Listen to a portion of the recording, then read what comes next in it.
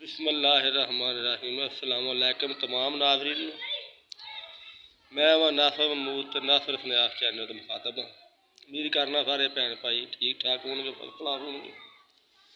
भाई मेरे भराओ, जैसा कि पहलियां वीडियो अपलोड की ने, इस तरह ये भी वीडियो अपलोड होने लगी है कि तुहानू बहुत ही सस्ता और बहुत ही म्यारी नुस्खा दस्या जान लगा कि वजूद के हर हिस्से विचों गर्मी निकल जाएगी।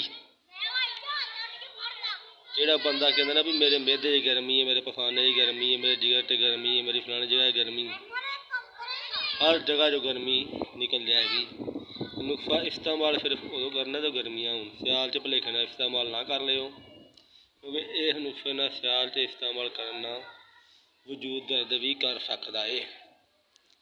जो धुप्पा चौखियां लगन, सौन भादर हो, गर्मी हवा पैंदी हो, जेठ हाड़ से धुप्पा लगदियां हो, तो फिर इन्हें इस्तेमाल करना। और ये परहेज सुन लवो, अचार वाली शै तुसें नहीं खानी, खट्टी शै तुसें कोई नहीं खानी, तो अल्लाह तुहाडा भला करे। चौल शौल तुसीं नहीं खाने, ते मेरे अल्लाह ने चाहा तो नुस्खा सही काम करेगा।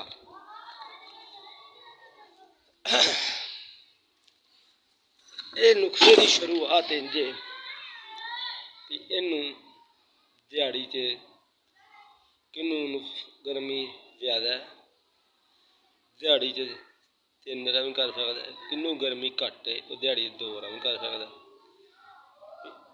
ये नुस्खा करने वाला बंदा भावें जवान होए वडेरा होए, कोई पाबंदी नहीं, तो लम्मे जोड़े परहेज को नहीं, सिर्फ खट्टी शै अचार हो गया या टाटरी वाली शैवां हो गई, ये बंद ने। बगैर रोटी खावे तसल्ला राजे, जिन्नी मर्जी, कोई परेशानी नहीं करनी। लो चलने हम नुस्खे तरफ। नुस्खा तुहानू दसीए, मिट्टी का बर्तन लेना कि घट्टो घट्ट 4 तो 5 किलो पानी बड़े रमान दे नाल पाइए।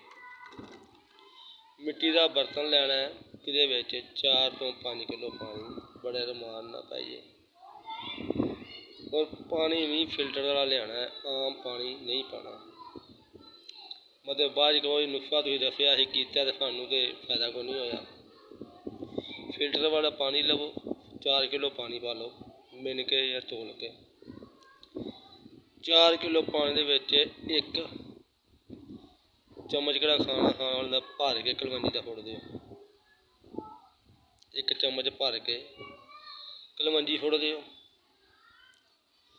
और रब तेरा भला करे, दूसरी चीज़ है मेथरी दाना, मेथरी दे बीऽ, वो भी 1 चम्मच भर के खाना खान वाला पानी च सुट दिओ। पानी मिट्टी के बर्तन च पाना है।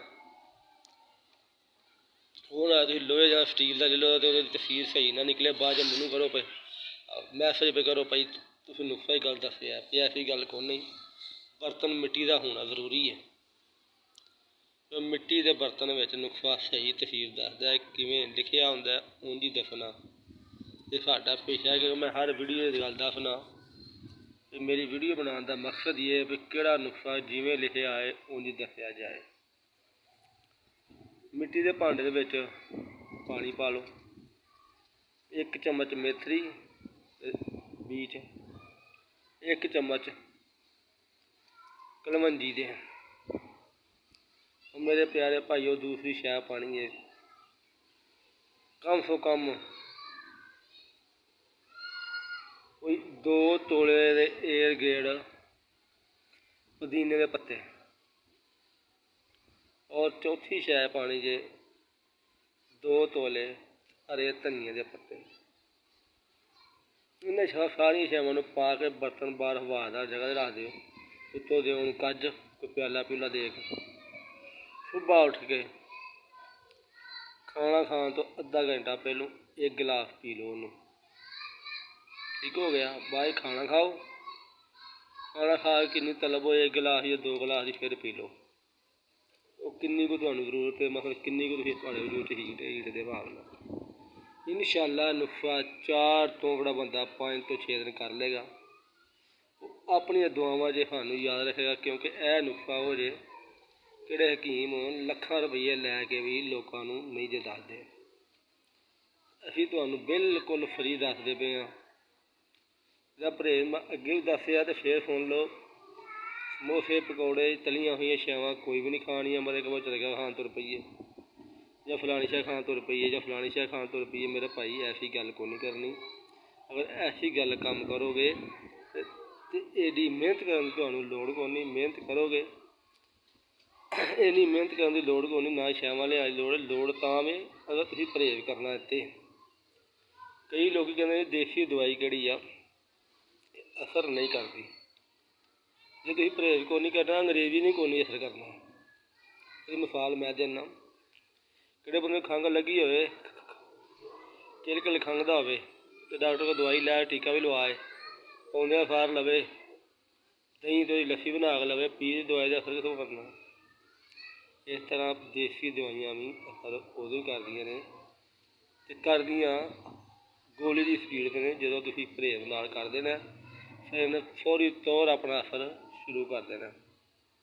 ਜਦ ਤੱਕ ਤੁਸੀਂ ਪਰਹੇਜ਼ ਆਪ ਹੀ ਨਹੀਂ ਕਰਨਾ, ਦਵਾਈ ਨੇ ਅਸਰ ਕਿਸੇ ਨੇ ਵੀ ਤੁਹਾਨੂੰ ਕੋਈ ਨਹੀਂ ਕਰਨਾ। ਚਾਹੇ ਉਹ ਅੰਗਰੇਜ਼ੀ ਹੋਵੇ, ਚਾਹੇ ਉਹ ਦੇਸੀ ਹੋਵੇ, ਚਾਹੇ ਉਹ ਵਲੈਤੀ ਹੋਵੇ, ਚਾਹੇ ਹੋਮੀਓਪੈਥਿਕ ਦੀ ਹੋਵੇ, ਜਿਹੜੀ ਮਰਜ਼ੀ ਦਵਾ ਹੋਵੇ, ਅਸਰ ਉਦੋਂ ਹੋਣਾ ਜਦ ਤੱਕ ਜਦੋਂ ਪਰਹੇਜ਼ ਹੋਣਾ।